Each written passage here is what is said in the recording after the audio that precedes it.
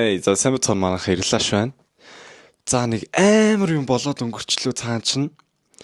За юу болсон бэ гэхлээр Валерия Маркес хэмээх одоо гоо сайхны одоо контент хийдэг инфлюенсер байгаа.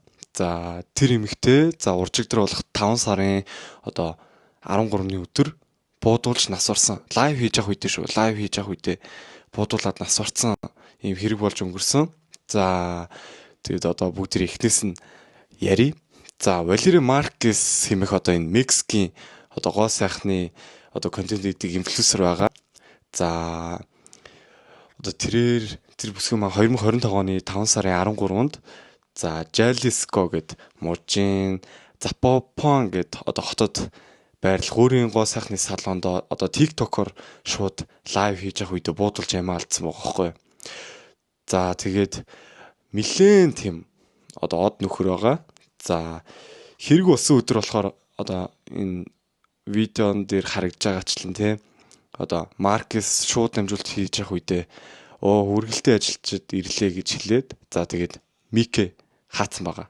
Тэгээд цаашаа ингээд дуун байхгүй болоод тэгээд бичлэгэн дээр шууд харагдаад одоо ингээд эхлээд цээжин дээр нэг будаа та бүхний харж байгаачлан тэгээд дараа нэг толгоон дээр нэг будаад энэ одоо инфлюенсер эмэгтэйг маань алаа хийсэн байгаа.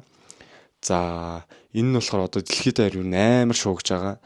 За одоо ямар том сайтууд юу гэдэг тэр бүгдээр одоо ингээд дамжуулаад одоо ингээд бүх хүмүүс юу ингээд одоо том лайв хийдэг инфлюенсерүүд хүртэл ингээд эндээс одоо айгаад одоо лайв хийхэ болсон гэх одоо тийм бас одоо тиймэрхүү зүйлүүд хүртэл одоо ажиглагдаад ихэлсэн гэж юм. За тэгээд тэр алуурч нь болохоор тухайн эмэгтэйг лайв хийж авах үед нь энэ одоо ингээд гоо сайхныхаа салон дээр байгаа юм тий.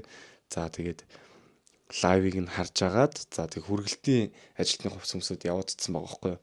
За тэгээд хүргэлтийн ажилтны хувцаар явж чод хаалгын тогшинд тэнгуут манай хүргэлтийн ажилт ирлээ гээл тэгсэн чинь зүгээр учир зүггүй пам гэд алаа ицсэн. За тэгээд энэ бүсгүй болохоор 2001 онд төрсэн заяа 2001 онд төрсэн гэхээр чи одоо 24 настай байхгүй юу. Тий. 24хэн наснда ингээд хүчин гэдэг чинь бүр үнэхээр харамсалтай байс тий. Үнэхээр тэгээд хамгийн амар баримт байгаа заяа. За энэ яасан бэ гэхлээр энэ өмнө нэг лайв хийж явах үедээ ингэж хэлсэн байгаа байхгүй юу. Хэрвээ би ингээ ямар нэгэн зүйл болоод үхэх ч юм уу. За надад ямар нэг муу зүйл тохиолдох юм бол энэ миний одоо X шүү. Миний одоо найз залуугийн буруу шүү гэж хэлжсэн. За тэр одоо найз залуу тэр хоёр нь их таарамжгүй харилцаатай байсан юм да. Тэгээд ер нь над ямар нэгэн муу зүйл тохиолдох юм бол миний X-с шүү гэд ингээд өмнө лайвн дээр нэг хэлжсэн гэдгсэн. За тэгээд одоо X-ийг нас цаг танаас шалгаж байгаа юм билээ. Тэгээд бүр үнэхээр амар зүйл болж өнгөрсөн байна. За тэгээд цааш бас юу болохыг мэдэхгүй. Тэгээд одоо Мексикт нэг юм юу явагдаж байгаа гинэ. Одоо гендрийн хүчирхийлэл гэмт хэрэг ер нь явагдаад байгаа сүүлийн үед эмэгтэйчүүдийн хөвчлэн одоо зэвсэгтэй ингээд түрэмгийлэгчд те хаалж хидаад байгаа гэсэн. За тэгээд 5 сарын 13-нд энэ эмэгтэй алуулсан бол 5 сарын 14-ний өдөр бас нэг одоо 51 настай эмэгтэй бас Мексикийн төвд явж байгаа үедээ ингээд буудуулж бас ямаа алдсан тийм хэрэгүүд гарсан. Тэгээд ер нь эмэгтэйчүүдийг одоо хороогоод одоо эмэгтэйчүүдийн одоо гендер дээр сүрэлсэн юм хүчирхийлэл явагдаад байгаа гэд одоо цагдаа нар бол мэдээлэл өгсөн мэлээ. За тэгээд аль болох лайв хийхдээ болгоомжтой тийм ээ.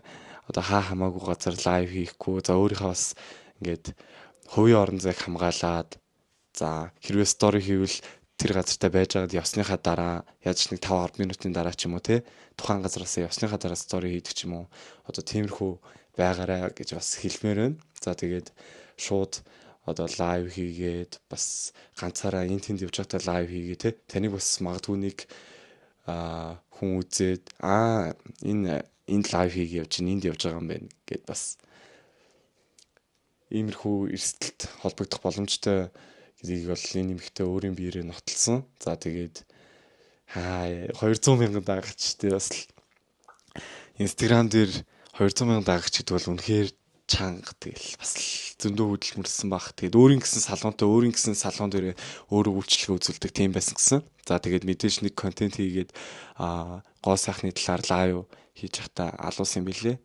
За тэгээд үнэхээр харамсалтай хэрэг бас болж өнгөрсөн байна. Тэгээд та бүхэн ч гэсэн бас өөрсдөө хувийн орон зайг хамгаалаад хамаг юм ингээд дэлгэхгүй байхыг бас бодоорой гэж үзмээр байна. За тэгээд би бас одоо энэ жил төлхөө YouTube-ээ одоо цаашаа явуулъя гэсэн бодолтой байгаа. За тэгээд та бүхэн намайг дэмжижүүл subscribe дараарай. Хайртай шүү. Баяртай.